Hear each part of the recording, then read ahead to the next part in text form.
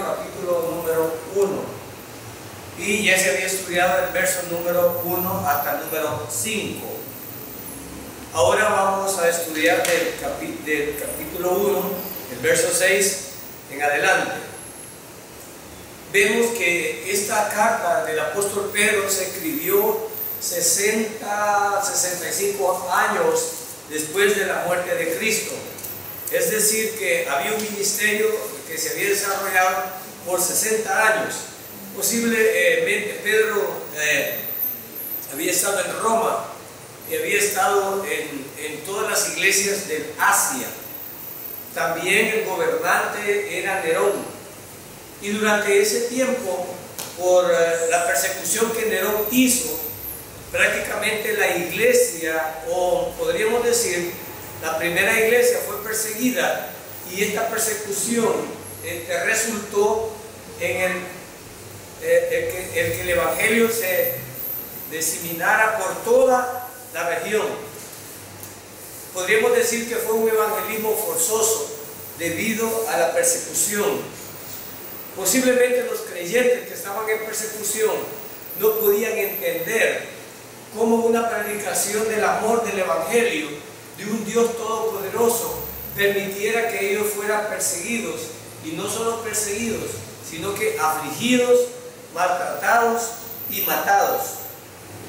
Pedro escribe esta carta en ese contexto y se la escribe a todos los judíos creyentes, a todas las iglesias de Asia, a manera de consolación y a manera quizás de explicar un poco esto que estaba sucediendo.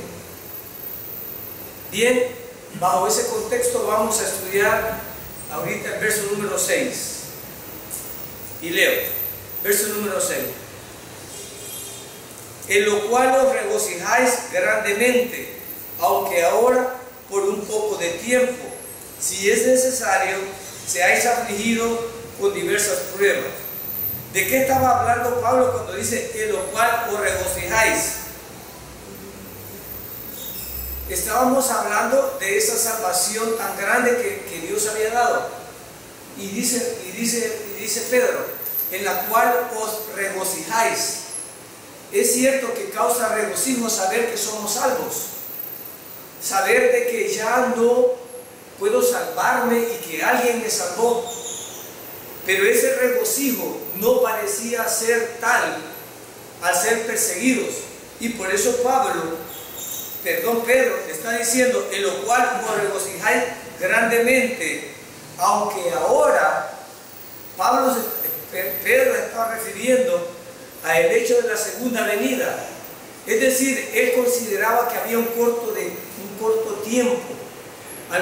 Recordemos que algunos de los apóstoles pensaron que ellos no iban a ver muerte y que ellos iban a ser transformados en un abrir y cerrar de ojos, debido a la promesa que se había hecho y debido a la inminente rapidez con que se consideraba y había sido predicada la segunda venida.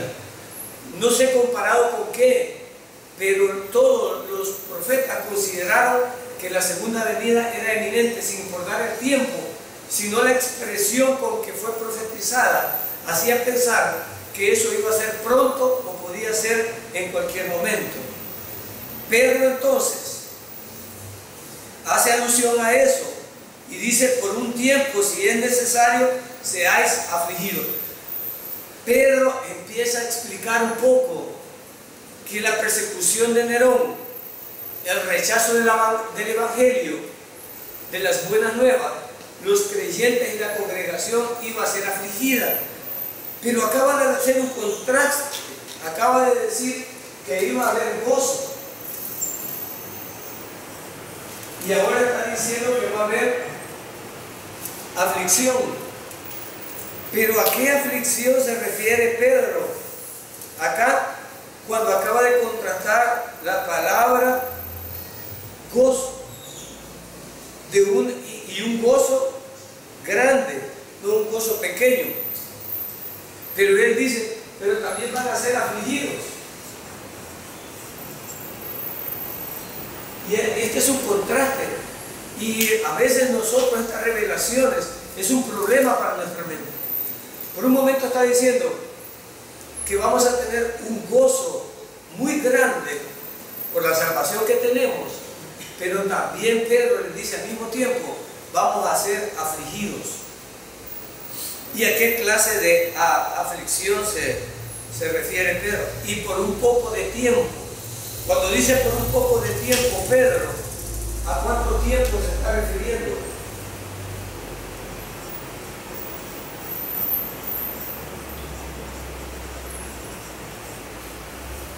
En poco de tiempo, dice Pedro, bueno, lo que nos queda hasta la segunda venida o el rapto es el tiempo que vamos a estar sufriendo. Porque el creyente, el sufrimiento o la aflicción va a ser un poco de tiempo, y eso tendrá que ser con el rapto o la segunda venida. Nosotros entendemos como creyentes, hermanos, que nuestro sufrimiento va a llegar hasta que seamos raptados o con nuestra muerte o con la segunda venida. Eso es lo que Pedro. Hay un gozo, pero este gozo se va a ver opacado por la persecución. Pero esta persecución va a ser por un poco de tiempo. Y cuando dice un poco de tiempo, estamos refiriendo a la segunda venida o a nuestra muerte, que sería un descanso para el sufrimiento. Pero Pedro no nos engaña, y como carta de consolación pareciera que hay una contradicción aquí. Si es necesario, seáis afligidos con diversas pruebas. Bueno, vamos a tener una aflicción, y esta aflicción con diversas pruebas. ¿Qué entendemos como diversas pruebas? Diversas pruebas.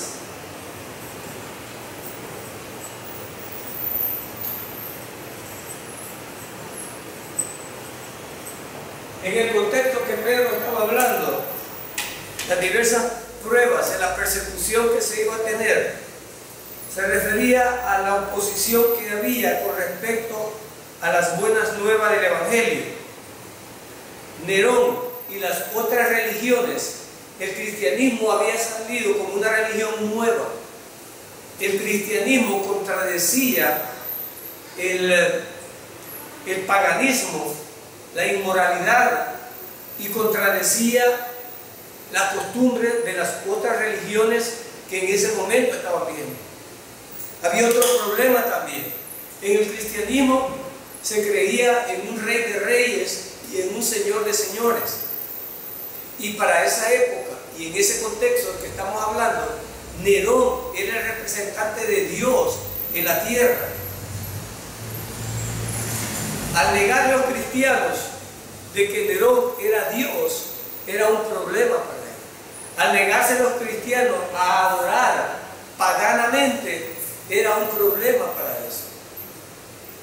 Hoy, que hay una celebración pagana del día de finado, muchos creyentes acompañan a esta celebración del día de finado, aduciendo que no es nada y que no hay problema. Pero el problema es que están dando mal testimonio, y que en vez de que nosotros cambiemos al mundo, el mundo nos está cambiando a nosotros. Nadie va a pintar una cruz, nadie va a poner unas flores, si no es el día que la religión pagana ha dicho que tiene que hacerse. Y bueno, en otros países hay un montón de, ellos le llaman costumbres culturales o cuestiones también de adoración a la muerte, y hasta le llaman Santa Muerte.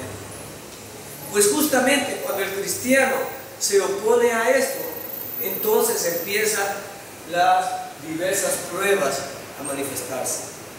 Pero estas diversas pruebas, para el creyente, ¿cuál es el propósito de estas pruebas? Y cuando dice diversas pruebas, se refiere en cuestión económica, en cuestión de paz, en cuestión emocional, en cuestión de salud, en cuestión teológica, en diversas. Pedro no establece una, dice diversas pruebas. Es porque cada uno de nosotros puede ser probado de una forma distinta. Algunos de nosotros tal vez no nos preocupe el dinero y no sea una prueba la falta de dinero, pero para otros la falta de dinero puede ser una gran prueba. Para otros es la salud, posiblemente para otros estar enfermos, pues resisten y sobreviven, pero para otros estar enfermos es como que Dios lo ha abandonado y tiene una prueba. Pero ¿qué debo de entender de la prueba y a quién beneficia esta prueba? ¿A quién benefician las pruebas? ¿A quién benefician estas pruebas? Por supuesto, Dios no está siendo probado. Nosotros estamos siendo probados. Pero Dios no necesita saber lo que somos nosotros para Él probarnos. Es decir, la prueba no significa que Dios va a probar a alguien porque Él quiere saber si ese alguien es un siervo fiel. La prueba nos demuestra a nosotros nuestra fe, nuestra fidelidad. La prueba no es para Dios, la prueba es para nosotros. Y la ganancia no es que yo voy a perder la salvación si sucumbo en la prueba, sino demostrarme lo que yo digo ser y lo que no soy. Pero ¿a quién usa Dios para las pruebas? ¿A quién usa Dios para las pruebas? ¿A Satanás directamente? No, a los siervos de Satanás. ¿Y quiénes son los siervos de Satanás? Todos aquellos que sirven de piedra de tropiezo de los creyentes, o que sirven para que un creyente deje de ser creyente. ¿Cuál es el propósito de un hijo de Satanás con un hijo de Dios? Hacerlo caer. ¿Cuál es el propósito del hijo de Dios con los hijos de Satanás? Traerlos al Señor. Entonces debo de entender y identificar bien los hijos del diablo, que estarán en la iglesia también los hijos del diablo, hermanos. Estarán en la iglesia. Bueno, vamos a verlo de esta manera. No importa dónde estén los hijos del diablo, nosotros tenemos que identificar los hijos del diablo. ¿Y quiénes son los siervos del diablo? Los siervos del diablo son todos aquellos que el diablo usa para hacer tropezar a todo creyente, a todos aquellos que te están usando para agotar tu familia, para agotar tu fe, para agotar tu esperanza. ¿Y quiénes son esos? Tú los puedes identificar. Podrían estar en la calle, podrían estar en la iglesia, podrían estar en la familia. Dentro de la congregación tenemos siervos de Satanás. Claro que tenemos siervos de Satanás. No nos vamos a sorprender por eso. Una vez Pedro mismo fue siervo de Satanás, ¿no es cierto? Y el Señor le dijo: apártate de mí, Satanás. ¿Cuándo qué? Cuando Pedro quería estorbar un ministerio que el Señor tenía. Entonces, cuando alguien quiere estorbar un ministerio, cuando alguien quiere estorbar tu consagración, cuando alguien quiere estorbar tu batalla, cuando alguien quiere estorbar el venir a la iglesia, cuando alguien quiere estorbar el que tú sigas en el Evangelio, ese es siervo de Satanás. El que te alienta a seguir, el que te anima, el que te dice que abandones todo y que salgas adelante, son los siervos de Dios. Por eso Pedro está diciendo diversas pruebas. Y en las diversas pruebas somos tentados, porque no todos somos débiles a todas las pruebas. Hay pruebas que para nosotros son fáciles, pero hay pruebas que son difíciles. Y Satanás va a ocupar aquellas debilidades nuestras, donde nos puede golpear más fuerte, donde nos puede golpear más fuerte el diablo. Obvio, donde nos duele más. Pero el propósito de Satanás es ese. Pero según Satanás, eso servirá para debilitarte. Según Satanás, como quiso deshacer el ministerio del Señor cuando Él murió, creía que había tenido la victoria. Mas aquí, hermanos, cuando nos hallamos en estas diversas pruebas, se ve tu fe, se ve tu esperanza, se ve el gozo de ser salvo, se ve reforzado el hecho de que Dios nos salvó y no nosotros a nosotros mismos. Porque los hijos de Satanás no juzgan a Dios. Los hijos de Satanás juzgan a los hijos de Dios y tratan de ponerles trampas, tratan de ponerles estorbo, tratan de quitarles su paz. Y por eso Pedro está diciendo acá: os van a afligir con diversas pruebas. Van a ser afligidos. Pero ¿sabes qué? El propósito de esas pruebas no es para Dios, es para tu crecimiento. Qué vergüenza da cuando muchos de nosotros nos creemos ser creyentes y cuando nos encontramos en la prueba, qué vergüenza da. Hermanos que lloran aquí al frente o pueden gritar cantando, o hermanos que hacen largas oraciones, o hermanos que hacen grandes donaciones, o hermanos que evangelizan, hermanos que predican, y a lo más que viene la prueba, ¿qué sucede? A lo más que viene la prueba, aflora, hermano, toda la escoria y la basura. Hay hermanos que se ven muy consagrados, pero a lo más los enojamos, sacan la caja ilustre, ¿no? Sacan que son hijos del diablo. Y aflora toda su naturaleza, la correcta, la que ya no es hipócrita. ¿Cuándo es que no eres hipócrita? Cuando te encuentras en una prueba y demuestras que estando en esa prueba te mantienes como hijo del Señor. Pero algunos, a lo más que Dios nos prueba, aflora que somos siervos del diablo. Y esto es lo que Pedro está diciendo. ¿Saben qué? Esto no es para Dios, esto es para ustedes. Para los que andan hablando que dicen que son, pero a la hora de las pruebas no son. El verso 6 dice: en lo cual os regocijáis grandemente, aunque ahora, por un poco de tiempo, si es necesario, seáis afligidos con diversas pruebas. Verso 7: para que la prueba de vuestra, ¿qué dice? ¿Qué es lo que va a ser probado? ¿Qué es lo que va a ser probado, hermano? La fe. Pero va a ser probada. ¿Y cuál fe va a ser probada? Pues, ¿y cuál es la fe de la que estamos hablando? Mi convicción. Hermanos, la fe es mi convicción. Yo tengo fe que soy salvo. Yo tengo fe que Cristo viene por la congregación. Yo tengo fe que el sacrificio que Él hizo en la cruz fue suficiente. Yo tengo fe que aunque no soy lo que debería de ser, Él me va a cambiar.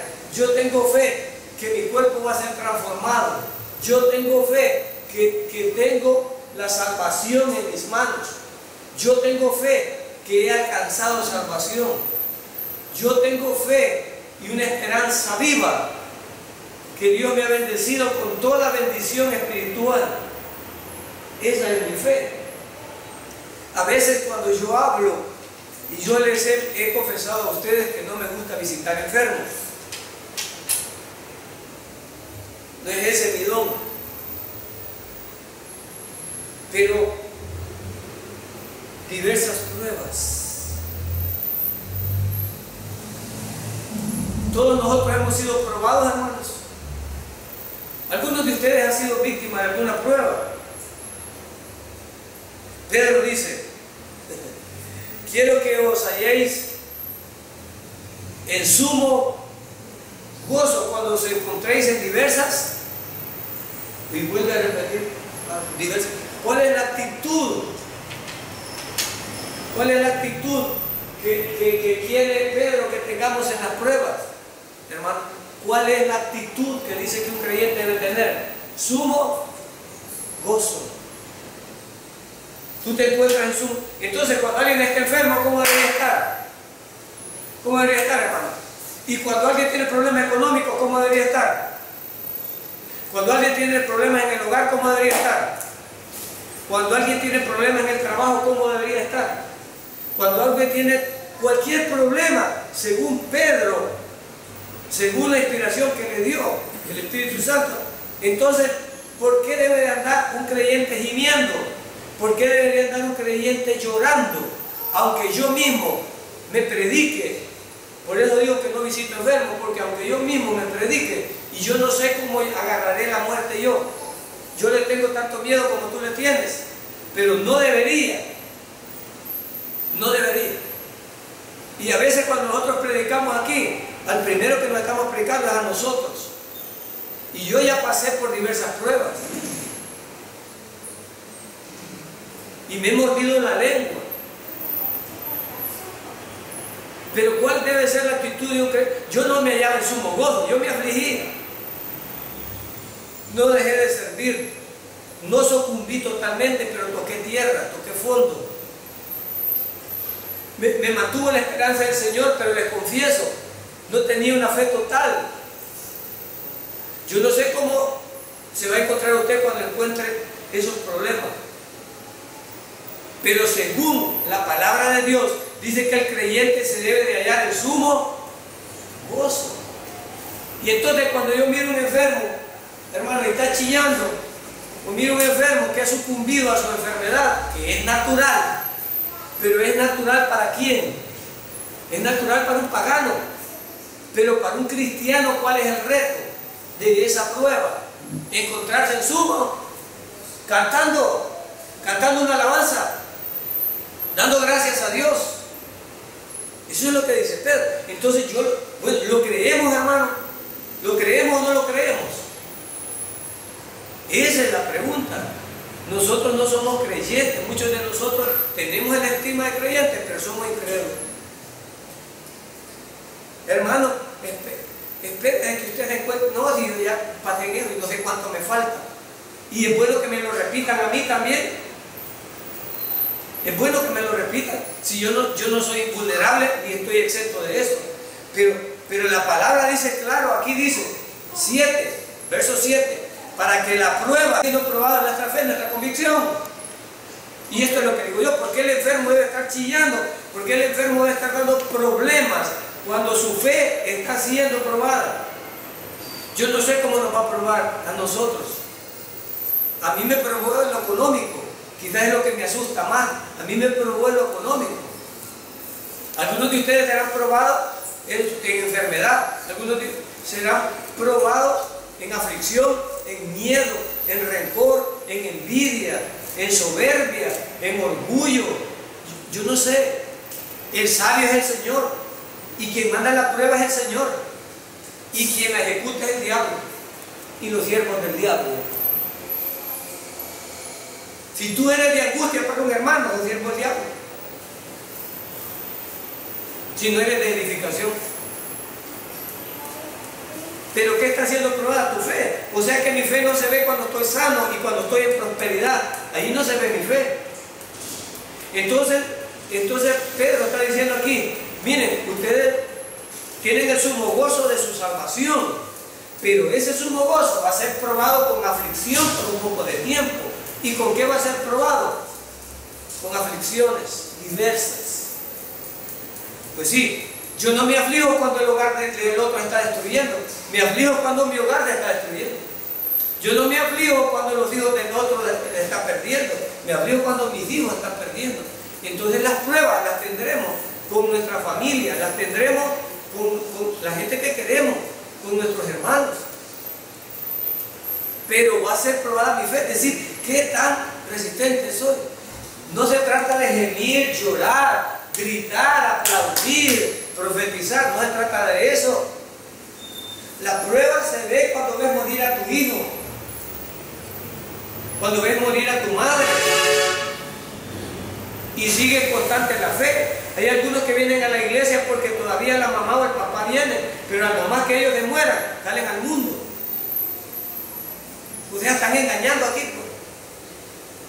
La palabra probar, el oro se prueba en un crisol y el oro se pone a grandes temperaturas.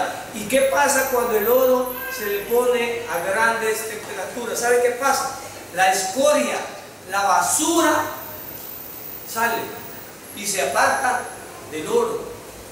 Muchos creyentes que creen ser oro y consagrado, cuando esté en la prueba le sale la basura, le sale la escoria, le sale la abundancia del corazón.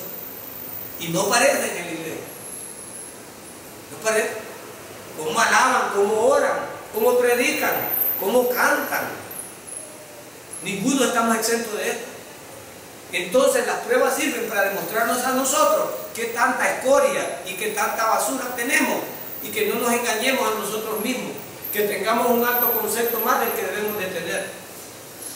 Ese es el propósito de la prueba. Lo que va a ser probada es tu fe. Verso 7 de 1 Pedro dice eso: para que la prueba de vuestra fe, más preciosa que el oro que perece, Imagínate que el oro es uno de los metales preciosos y que yo nunca lo he visto perecer, pero Pedro exagera de tal manera que dice que nuestra fe para Dios es más preciosa que el oro y más imperecedera, porque mi fe en la salvación ya dijo que era inaccesible, que nunca se marchita, que nunca desaparece, que es eterna. Esa fe es de la que está hablando de aquí, es más preciosa que cualquier metal, que cualquier joya. Pedro lo está estableciendo así. Pero eso cuando has sacado la escoria de tu fe. ¿Y cuando has sacado la escoria de tu fe? En las diversas pruebas. Cuando vemos creyentes que dejan las sillas vacías, es porque estaban llenos más de escoria que de fe. Cuando vemos creyentes renegando de Dios, es que estaban más llenos de escoria que de fe. Y eso es necesario. Las iglesias son purificadas. Y las iglesias son purificadas bajo fuego, bajo diversas pruebas. Ah, yo creí que al ser creyente no me iba a dar enfermedad. Y miren cómo Dios me tiene. Dios no existe, es malo, me voy. Era una escoria, no tenía fe, hermano. Entonces las pruebas sirven para purificarnos. Las pruebas sirven para demostrarnos a nosotros lo que somos, no a Dios. Porque muchos de nosotros no creemos que somos algo. Pero cuando me hallo en diversas pruebas, es que demuestro. Lo mismo dice Pedro, está estableciendo aquí, el oro es probado bajo fuego, más de los 100 grados centígrados. ¿Qué sería una prueba de más de 100 grados centígrados para ti? La enfermedad de un hijo, la pérdida de un hijo, la pérdida de tu esposa, de tu esposo, la pérdida de tus bienes, la pérdida de tu salud, diversas pruebas. ¿Cuál sería la más pesada para ti? Y la pregunta es, si después de eso seguirías con fe. El varón perfecto que fue probado en todos los ámbitos fue Job. Wow, ese Job fue probado. Y viene Job, primer nivel de prueba. Primer nivel de prueba, los bienes. ¿Cuántos amamos los bienes? Tu casa, tus adornos, tu carro, tus cosas. Bueno, los bienes, los bienes. Ese es el primer nivel de prueba. ¿Cuántos superarían ese primer nivel de prueba si quedaran hoy sin un centavo? En las diversas iglesias del mundo que están sentados, muchos han venido en sus carros del año, muchos tienen su casa del año, tienen posesiones. Para nosotros de Latinoamérica no es mucho porque no tenemos mucho. Vivimos miserablemente. No somos un país de primera clase, así que no tenemos muchas cosas que perder, pero aún las cositas que tenemos, las amamos. Primer nivel de prueba, un varón perfecto, Job, sus bienes. En un día perdió todos sus bienes. ¿Cuántos de nosotros, después de perder todos nuestros bienes y quedar a 0 centavos, seguiríamos alabando al Señor? ¿Cuántos seguiríamos alabando al Señor? ¿Cuántos seguiríamos cantando con gran gozo? Con gran gozo y placer nos volvemos hoy a ver. ¿Cómo que si vengo bien jodido, hermano? Quiero una ofrenda de amor. Recojan unos billetillos que no tengo que comer y empezamos. ¿Cuánto tendría que de valor? Primer nivel de prueba, bienes, pierdes todo. Bueno, no le digo el Satanás, ¿verdad? Préstamelo. Préstamelo. Eso no es nada, lo sobrepasó. Segundo nivel de prueba, su familia. Su familia. Su esposa y sus hijos. ¿Cuánto resistirían eso, hermano? Perder a su esposa. Yo conozco un pastor que se defraudó de Dios, que predicó en esta iglesia, don Juventino Cortés. Se enojó con Dios cuando le murió el hijo, y ya grande. Se enojó con Dios.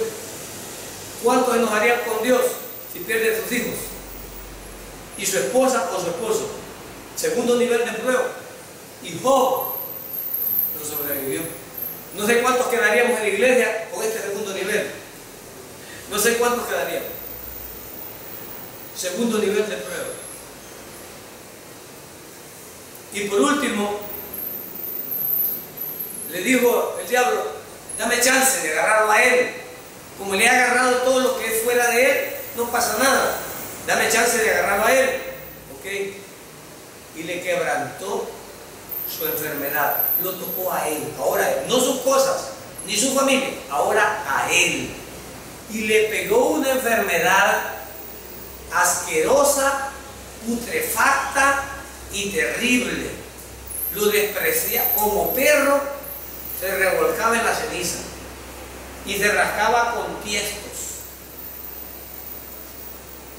Diversas pruebas con sumo gozo. ¿Cuántos dicen yo? Y hay hermanitos en la iglesia que porque perdieron algo, que porque están enfermos, que porque... Por eso yo no visito enfermos. Porque como quien dice, dicho en salvadoreño, Dios nos dice que seamos machos.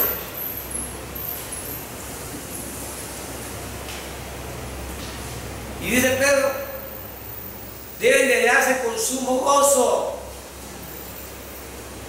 en las diversas pruebas. Esos son los verdaderos creyentes. Esos son los que su fe es probada y se mantiene. Esa es la fe más preciosa que el oro. Esa es la fe. Hay hermanitos que el pleito con Dios es porque no le ha dado el carro que quiere, la casa que quiere, el marido que quiere. Esa es una prueba, dicen ellos. Eso no es prueba. Eso no es prueba todavía. Un creyente debe de mantenerse firme. El mundo reacciona así y es normal para el mundo. Pero para el creyente debe ser distinto. Y eso de aquí que parece duro, pero no lo digo yo. Hermano, perdóname, pero no lo estoy diciendo yo. Usted parece bien cruel, hermano. Usted no es sensible, a usted no le importa nada. Perdóneme. Pero eso se lo está diciendo a Dios, no me lo está diciendo a mí. Porque quien pone las pruebas es Dios, no soy yo. Y lo que dice la palabra es que aquí usted se debe hallar como varón, en sumo gozo, en esa prueba. Si usted chilla en los cementerios, igual como chillan todo el mundo, igual que todo el mundo, ¿cuál es la diferencia tuya? Si usted sufre la enfermedad como sufre todo el mundo, allá en el mundo afuera, igual hace usted, igual. ¿Cuál es la diferencia? Y según esto, el creyente debe de hallar el sumo gozo en las diversas pruebas. Y no lo estoy diciendo yo, lo dice la palabra. Que tengamos la fuerza para hacerlo. Bueno, hermano, ahí es donde viene la fe más preciosa que el oro.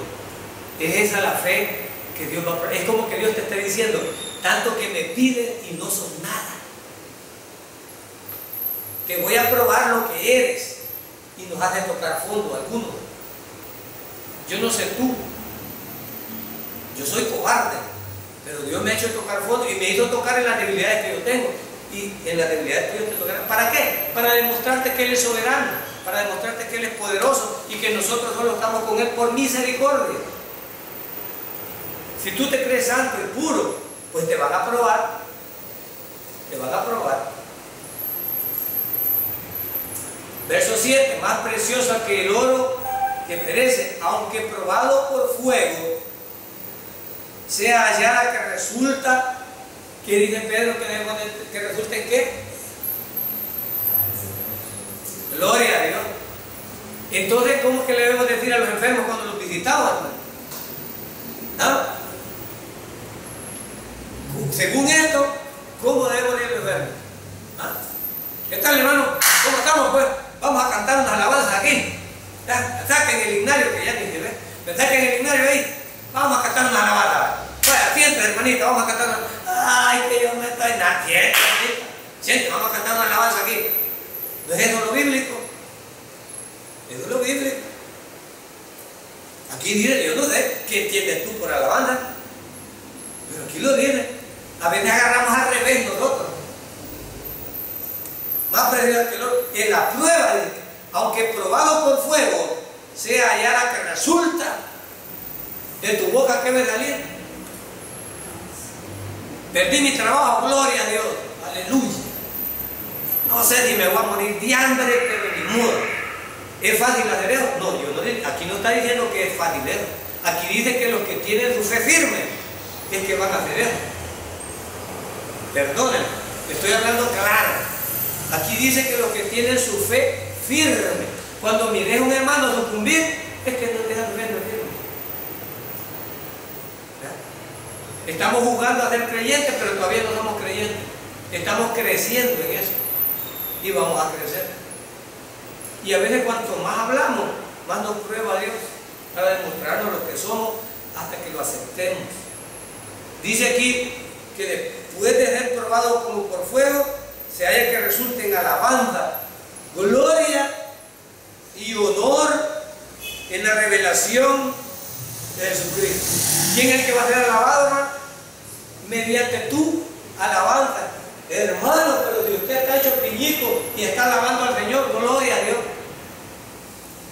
No es el que está bien cantando, el que está, hermano, 2 carros tiene usted, 3 casas, gloria a Dios. No me importa, ¿no? Ese no está demostrando nada. El que está demostrando y que honra y glorifica al Señor es aquel que está siendo probado y en su prueba su fe se mantiene firme. El hermanito no tiene que comer y alaba al Señor con más gozo que todos los demás. Esto nos dice mucho cuán cristianos somos. Esto nos dice, y por eso se llaman pruebas, pues. ¿Y para qué probamos las cosas? ¿Para qué las probamos? Para ver si son verdaderas. Y esto es lo que se introduce aquí. Verso 8.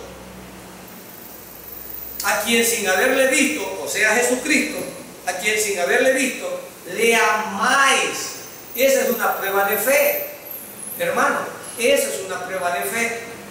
Y es por eso que la fe es preciosa. ¿Saben ustedes por qué los ángeles no van a ser perdonados?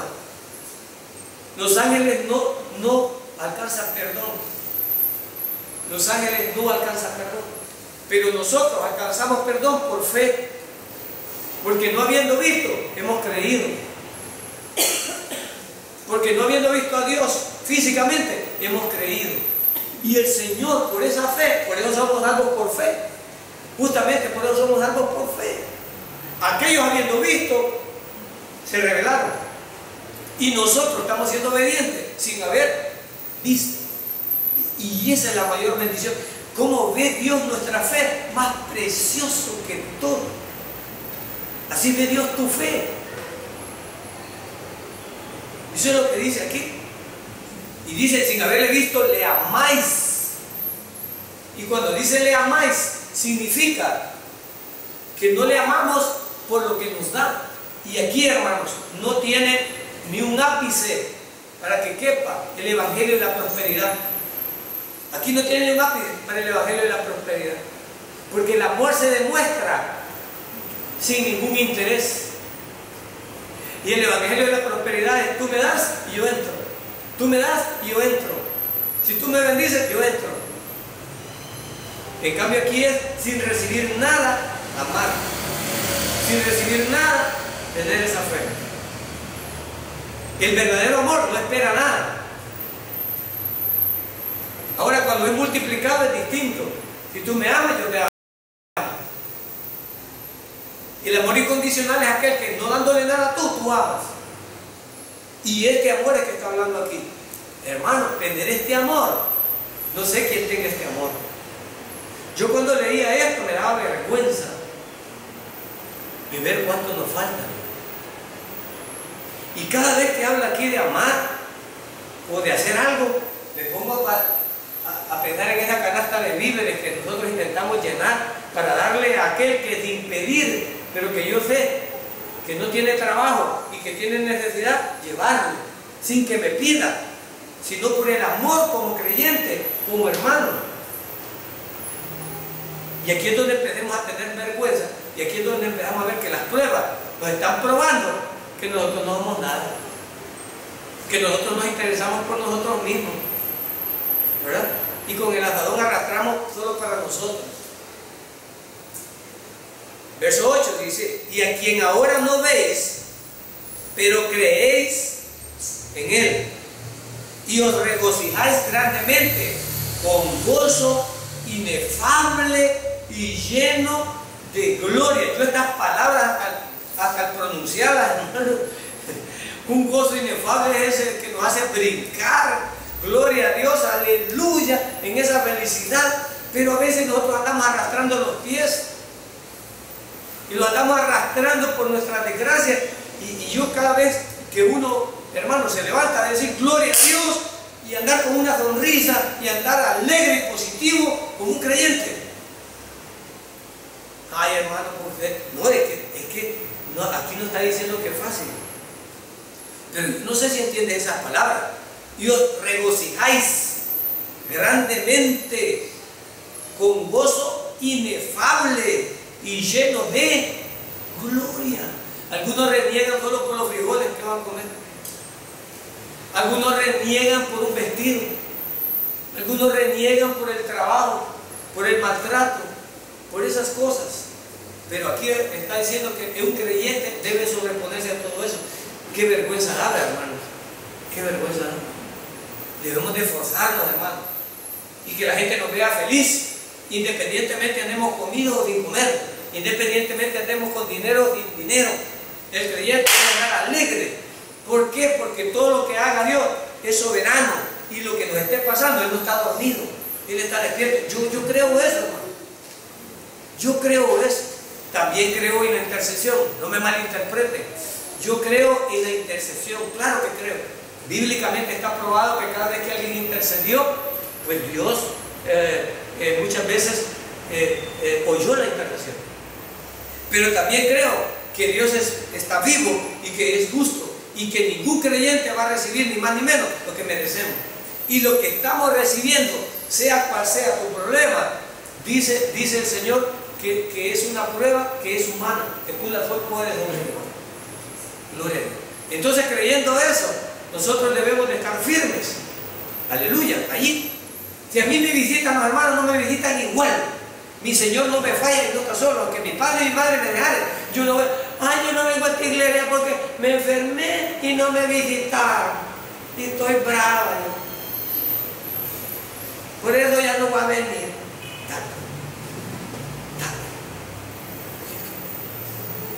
Yo vine a esta iglesia y una hermana me paró tamaña cara y no me dio la mano. ¿Cómo está viendo Dios esa actitud? Me pregunto yo.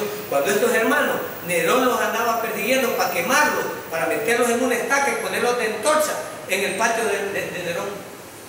Esas eran las persecuciones que andaban aquí. Y nosotros, las hermanas, las grandes pruebas es que alguien no me habla. La gran prueba. Imagínate. Y estos perdiendo la vida y siendo perseguidos, dejando sus tierras, dejando todo y huyendo porque Nerón andaba matando a todos los creyentes. Entonces dice Pedro, usted parece que, bueno, lo dice más adelante. Mire lo que dice aquí. Verso 9. Obteniendo como resultado de vuestra fe, es decir, después de haber resistido, después de haber probado, ¿qué dice? La salvación de vuestras. Gloria a Dios, aleluya. Pero mira el verso como dice, obteniendo como ¿qué? Como resultado, como fin, ¿de qué? De vuestra. ¿Por qué lo hemos dado entonces? Mire cómo dice ahí. ¿Cuál es el resultado de tu fe? Salvación. Gloria a Dios. Pero demuéstralo. Demuéstratelo a ti, no al Señor. El Señor sabe quién es salvo y quién no. Pero aquí dice que el Señor se goza en tu fe. Y cuando alabas, cuando estás gozoso en tus penas, el Señor se goza. No porque estés en pena, sino porque le demuestras tu amor mediante el mantenimiento de tu fe. Y esa fe demuestra que tú eres salvo. No dice tu obra, sino tu fe, que te mantiene firme. Pedro estaba hablando claro. Y le estaba hablando a hermanos que habían dejado su casa y andaban huyendo porque Nerón los perseguía. Es decir, que andaban solo con la muy cobijita. Y yo no sé cómo hacían con los hijos, no sé cómo hacían con la esposa, pero andaban huyendo. Andaban huyendo. Entonces el verso 9 es claro. Dice, obteniendo. Pero ¿de dónde se obtiene la salvación? De la fe. De la fe. ¿Y usted quiere saber quién tiene fe? Entonces dice, vean cómo resisten las pruebas. Y ahí nos demuestra quién tiene fe. El que canta alabanza, el que anda gozoso, sin que nada terrenal le deprima, ese tiene fe. Por eso yo estoy convencido, hermano, que un hermano de fe no va a visitar a un psicólogo. Por eso yo estoy convencido que el que tiene fe y está esperando en el Señor, su fe es tan fuerte que Él es capaz de resistir cualquier prueba. Una enfermedad no debe de mover mi fe. Una pérdida no debe de mover mi fe. Esto es lo ideal, hermano. Que lo hagamos o no, cada quien lo sabe. Esto es lo ideal. Porque Pedro, ni siquiera sé si esto lo estaban cumpliendo o no. Pedro está escribiendo una carta de consolación a los hermanos que andaban afuera haciendo esto. Verso 10. Acerca de esta salvación, los profetas que profetizaron de la gracia que vendría a vosotros, diligentemente inquirieron e indagaron, procurando saber qué personas o tiempo indicaba el Espíritu de Cristo dentro de ellos, al predicar los sufrimientos de Cristo y las glorias que le seguirían. Bueno, antes de que esto sucediera, los profetas, cuando les vino su Espíritu para predicar la gracia de Dios, ellos querían saber en qué tiempo iba a pasar la muerte de Cristo y cuándo iban a ser estos sufrimientos del Mesías y cuándo iban a ser las glorias después del sufrimiento del Mesías. Los profetas diligentemente estudiaban la palabra y querían saber, así como algunos quieren saber cuándo va a ser la segunda venida del Mesías. Pues los profetas intentaban, aunque el Espíritu Santo los estaba usando para escribir, ellos no necesariamente entendían lo que escribían. Ellos intentaron entenderlo, pero no sabían ni para qué tiempo, ni en qué persona iban a darse estos sufrimientos y estos gozos después del sufrimiento. Pedro les está predicando esto a sus hermanos. Verso 12. A ellos les fue revelado que no se servían a sí mismos, sino a vosotros, en estas cosas que ahora os han sido anunciadas mediante los que os predican el Evangelio por el Espíritu Santo enviado del cielo, cosas a las cuales los ángeles anhelaron mirar. Yo me pongo a pensar, imagínate que los profetas quisieron saber y no les fue revelado a los profetas.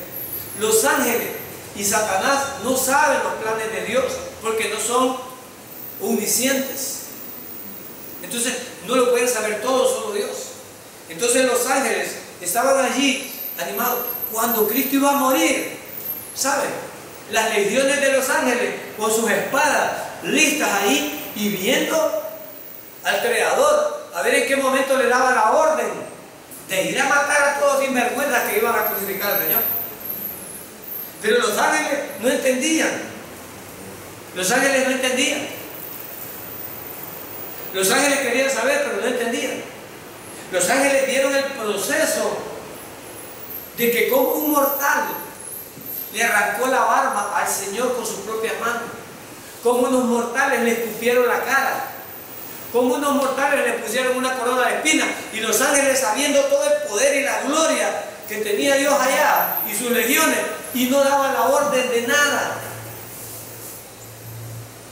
Esto es, ellos quieren saber, los ángeles, pero no les ha sido dado el privilegio de saber.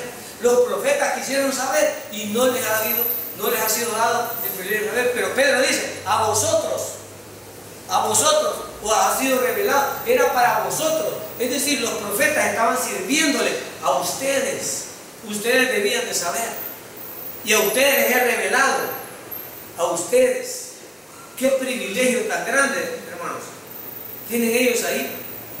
Pero ni los ángeles, que nosotros, algunos quieren hasta adorar a los ángeles, ni los ángeles tienen la información que nosotros tenemos ahora, revelada.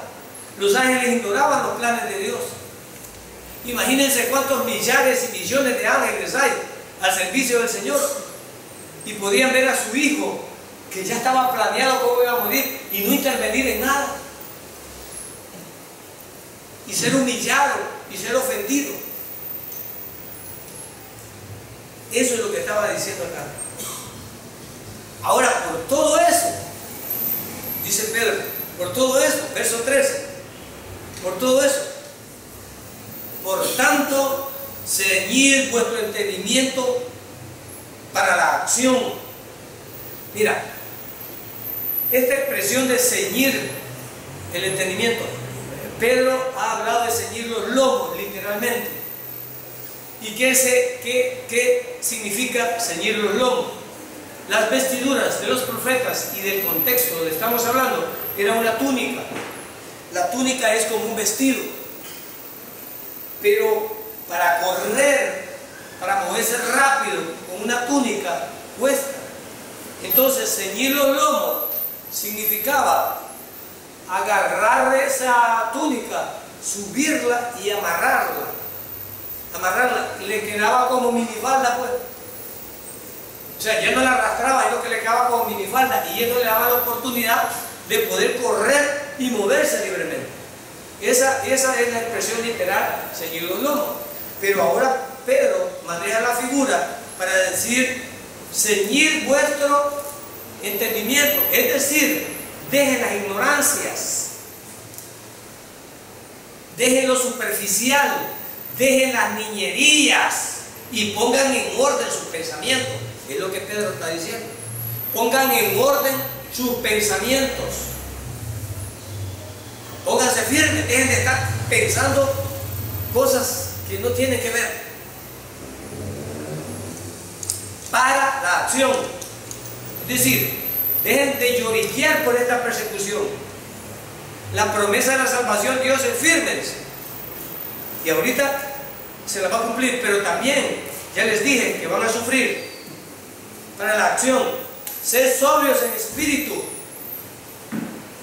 Cuando dice sed sobrios en espíritu, se está refiriendo, hermanos, a que no nos embriaguemos con ideas, fábulas, leyendas y cuentos. Ser sobrio en el espíritu es no tener miedo, tener esa convicción. Pedro está diciendo sean sobrios, sean en su espíritu, sean firmes, poned vuestra esperanza completamente en la gracia. ¿Qué significa eso? Bueno, esto es lo más difícil, poner la esperanza completamente en la gracia. Nadie quiere tener la esperanza en la gracia, todos quieren tener esperanza en las acciones que hacen. Pero cuando Pedro está diciendo que debemos de tener la esperanza completamente en la gracia, se refiere a que te pongas quieto, que te pongas firme, que te mantengas en la fe, que tengas la convicción que eres salvo y que eres salvo por lo que Cristo hizo por ti en la cruz. Gloria a Dios, no por lo que tú haces. Mantente firme, mantén tu esperanza en esa salvación de esa manera.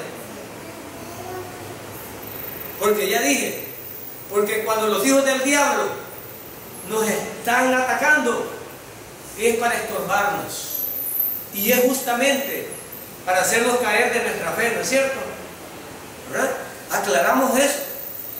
Pero él dice, su esperanza debe estar completamente en la gracia. Y cuando yo tengo mi esperanza en la gracia, significa que yo estoy convencido, mega convencido que soy salvo, no por algo que yo hago, sino por lo que mi Cristo hizo en la cruz, muriendo por mí, pagando los pecados por mí.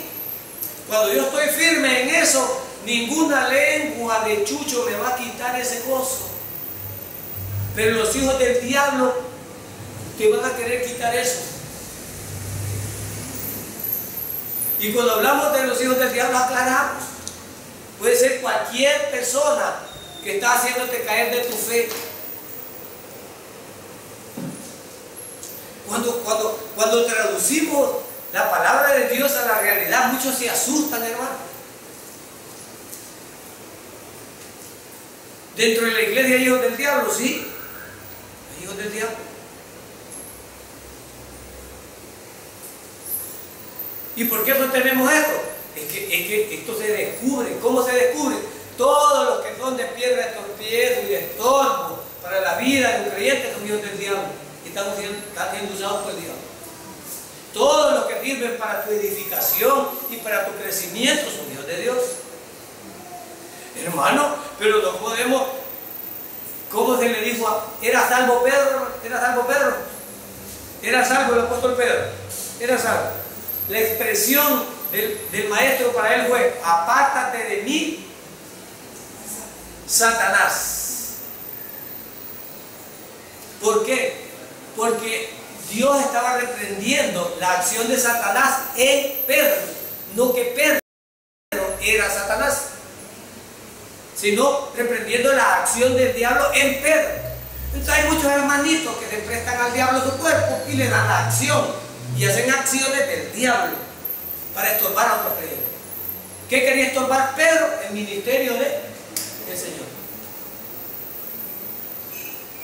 Cuando los hermanos están estorbándote en vez de ayudándote, están sirviéndole al diablo. Más si te están juzgando por un hecho. Este verso es clave. Si tú lees este verso, número 13, en la parte final, dice: poner vuestra esperanza completamente en la gracia. Fíjate bien lo que dice: en la gracia. No dice poner la esperanza en la lengua de todas las viejas de la iglesia, de todos los viejos de la iglesia, poner lo que digan los demás. No te está diciendo eso. Te está diciendo que estés firme, que estés viendo la misericordia que Dios tuvo para contigo. Eso es lo que dice. Si es así, nadie te va a votar. Pero si te pones a ver lo que te señalan, te pierdes. Te pierdes. Ese es el problema. Que a veces muchos somos susceptibles de lo que nos dicen y nos perdemos en eso. Y termina diciendo el verso que se os traerá en la revelación de ¿qué dice? De Jesucristo. Es decir, que cuando Cristo venga se completará la gracia, porque ahorita, hermano, nuestra alma ya fue redimida, pero nuestro cuerpo no ha sido redimido, y nuestro cuerpo va a ser redimido cuando Cristo venga, porque será transformado en un abrir y cerrar de ojos. Los muertos en Cristo resucitarán primero, pero nosotros tenemos que ser transformados y estamos vivos. Por eso es que el alma ya fue redimida, pero el cuerpo no. Entonces dice, esta misericordia será total cuando Cristo venga, porque ya no solo estarás regenerado en el alma, sino que te voy a regenerar también tu cuerpo. Y vas a tener cuerpo glorificado. Y entonces será completa la salvación. Estará completa. Desde ya la tienes, pero no se ha ejecutado la segunda parte, que es la redención de nuestros cuerpos. Nuestros cuerpos tendrán que ser redimidos, hermano, y serán cambiados de estos cuerpos putrefactos en cuerpos glorificados, como lo que el Señor tenía. Este es el mensaje de Pedro para una iglesia perseguida, pero para una iglesia perseguida de verdad, una iglesia que la persecución no era cosas efímeras ni cosas vanas, sino que Nerón los andaba persiguiendo, y Nerón, para su gracia, lo que hacía Nerón era ponía estacas, metía a los creyentes, los llenaba de aceite y los prendía como antorcha en el patio de su casa. Esta era la iglesia que Pedro le estaba escribiendo. Y le dije: Pedro, espero que os halléis en sumo gozo. ¿Cuántos pueden cantar cuando los tienen bien apretados? Esto es lo que Pedro está diciendo. Así que aunque parezca duro, es la verdad. Y si somos creyentes, debemos de creer esto y tener fe en él. ¿Es fácil? No. Aquí no dice que es fácil. Y solo no podemos. Esto lo haremos con el poder del Espíritu Santo. Nos dará las fuerzas necesarias para resistir todo. Para resistir todo. Son diversas pruebas las que tendremos. Y ya dije, recuérdense de Job. Fue tentado en los 3 niveles. Job fue tentado en los 3 niveles. Dios es tan misericordioso con nosotros que a veces Él no nos ha probado en ningún nivel. No nos ha probado en ningún nivel. Porque sabe que nosotros quizás estamos muy tiernitos para eso. Pero Job fue probado en los 3 niveles.